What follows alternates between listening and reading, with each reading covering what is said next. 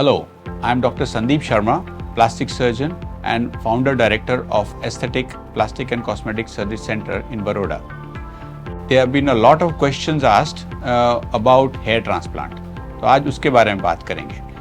एक क्वेश्चन है कि what is hair transplant?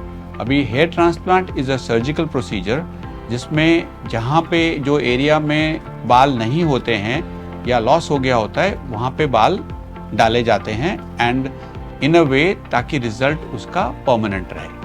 अभी परमानेंट किसको कहते हैं? परमानेंट मीन्स बेसिकली आपके जो बाल लगाए जाएंगे वो आपके टिल द एज ऑफ 75-80 तक बाल वहाँ पे रहने चाहिए, इसलिए उसको परमानेंट कहा जाता है। दूसरा एक प्रश्न जो पूछा जाता है इस कि ये हेयर ट्रांसप्लांट कैसे काम कर सकता है, हाउ डज इट वर्क? इसके अंदर क्या करते हैं कि जो हमारे सिर के बाल जो पीछे के साइड के होते हैं वो बाल आप देखेंगे तो जो भी 70 प्लस भी होंगे उनमें भी ये बाल रहते हैं। सो बेसिकली दैट एरिया के बाल का जो जेनेटिक कोड होता है वो लंबी आयु का होता है and it is what we would call as permanent. तो उस एरिया में से हम रैंडमली लिमिटेड अमाउंट ऑफ बाल निकाल के जो एरिया में बाल नहीं है वो एरिया में हम वो बाल को ट्रांसप्लांट कर देते हैं, तो उसको हेयर ट्रांसप्लांट की प्रक्रिया कही जाती है।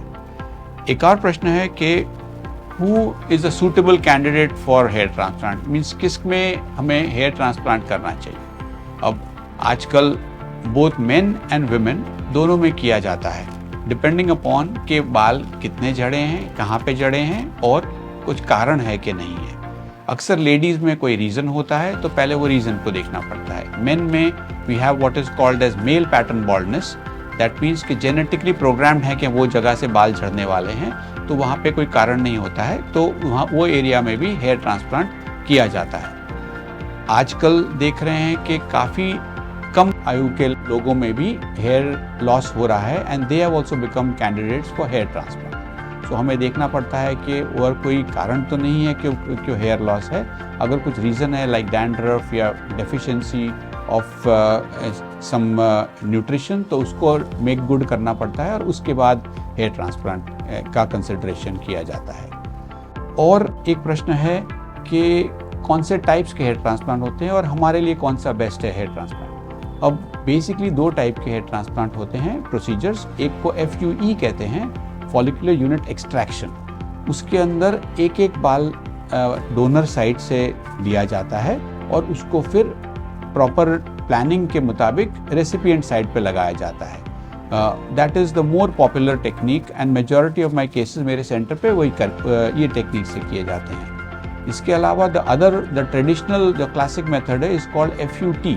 उसके अंदर उसको स्ट्रिप टेक्निक भी कहते हैं। उसके अंदर एक पीछे से स्ट्रिप लिया जाता है हेयर का और वो फिर अलग अलग बाल सेपरेट किए जाते हैं और जो एरिया से स्ट्रिप लेते हैं तो वहाँ पर बहुत अच्छी प्रक्रिया से वहाँ पे स्टिच कर दिया जाता है। तो उधर एक स्कार रहता है, पर एक अच्छा प्लास्टिक सर्जन जब लेता है तो वो स्कार भी लॉन्ग टर्म में दिखता नहीं है। So these are the two techniques जो हमारे सेंटर पे ऑफर करी जाती हैं। अनदर वेरी इंपॉर्टेंट क्वेश्चन और वेरी कॉमन क्वेश्चन है जिस पे काफ़ी अक्सर निर्भर रहता है लोग कराएं या ना कराएं या फिर कौन से डॉक्टर से कराएं, इसके हाउ डज दिस टेक्निक और डज दिस प्रोसीजर हर्ट और नॉट, कितना दुखता है।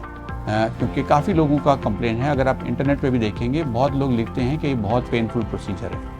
फॉर्चुनेटली टचवुड हमारे यहाँ पर द टेक्निक हम लोग जिस तरह से करते हैं, प्रॉब्ली हमारी हैंडलिंग जिस तरह से है, तो हमारे जो पेशेंट्स होते हैं वो ये पेन का कंप्लेन नहीं करते हैं। And in fact we have lots of video testimonials के they've had a reasonably comfortable journey ये प्रोसीजर कराते वक्त।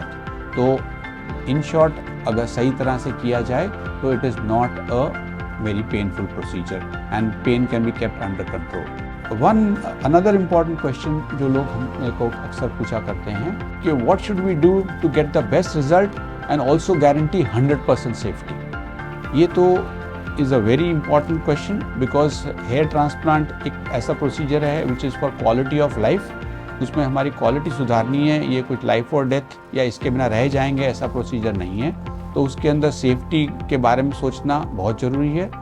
This is one thing which अक्सर लोग सोचते नहीं हैं एंड दैट इज़ कि आपको पहली बात डॉक्टर की क्वालिफिकेशन देखनी चाहिए कि वेदर ये प्लास्टिक सर्जन है कि नहीं है जो कर रहे हैं। कि फिर अक्सर टेक्नीशियंस और अदर एलाइड स्पेशलिटी वाले भी आजकल कर रहे हैं without permission of the law of the land. दूसरी बात है कि क्वालिटी ऑफ सेटअप कैसा है। सेफ्टी क्वालिटी ऑफ सेटअप से डिसाइड होती है, ताकि उसके कारण कॉम्प्लिकेशन के चांस कम हो जाते हैं। We don't want any complication, 100% safety चाहिए, इसलिए हमें बहुत ही अच्छे सेटअप में करना चाहिए एंड एक क्वालिफाइड डॉक्टर से करना चाहिए। ऑब्वियसली जो भी चीज़ में क्वालिटी चाहिए तो थोड़ा कॉस्ट तो होने ही वाला है, तो we should not take cost as the factor, because जहाँ भी कॉस्ट कम होएगा वहाँ पर कॉर्नर्स कट होने ही वाले हैं, वहाँ पे कॉम्प्रोमाइज़ होने ही वाला है, तो वहाँ पे मटेरियल हो या कुछ हो, कहीं ना कहीं तो कमी रहने वाली है। और आई डोंट थिंक कि इस प्रोसीजर के लिए हमें अपने शरीर के साथ खिलवाड़ करना चाहिए। So be safe, choose for good quality.